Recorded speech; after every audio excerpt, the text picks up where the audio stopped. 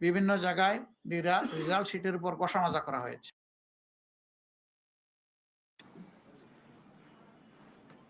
কিছু কিছু আসনে দ্বৈত নীতি অবলম্বন করা হয়েছে। নাসিরউদ্দিন পাটোয়ারির আসনের ব্যাপার আপনারা সবাই জানেন, এটা আমাকে বড় করে আর বলতে হবে না।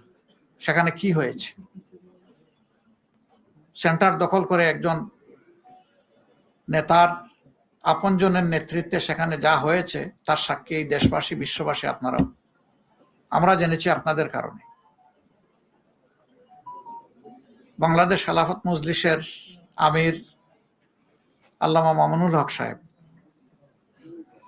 নাসিরউদ্দিন পাটোয়ারির ওখানে যে কারণে অন্য একজন প্রার্থীর পক্ষে ব্যালট অ্যাকসেপ্ট করা হয়েছে, ঠিক একই কারণ বিদ্যমান থাকা সত্ত্বেও মৌলানা মামুনুল হক সাহেবের পক্ষে এটা অ্যাকসেপ্ট করা হয়নি। তো এক দেশে কি দুই আইন চলবে?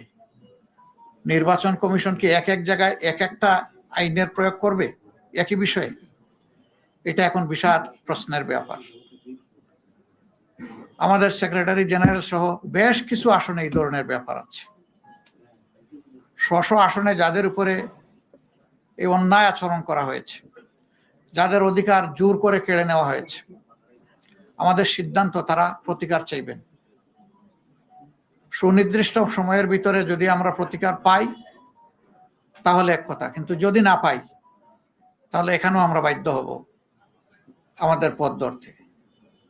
আমরা আশা করব নির্বাচন কমিশন শুভবুদ্ধির উদয় হবে এবং তারা ন্যায় ইনসাফ করবেন।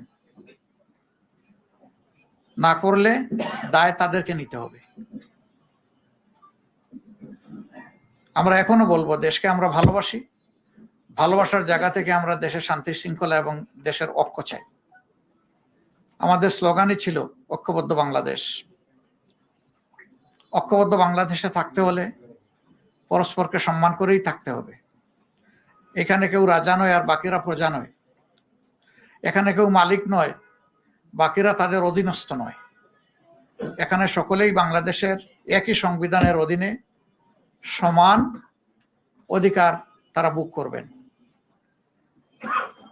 অতীতে ফেসিবাদের বিরুদ্ধে আমাদের লড়াই হয়েছে। আমরা আশা করেছিলাম যে এই কালো অধ্যায়ের অবসান হোক, কিন্তু যদি আবার এটা ফিরে আসে আমরা লড়ে যাব, আমরা থামবো না ইনশাআল্লাহ।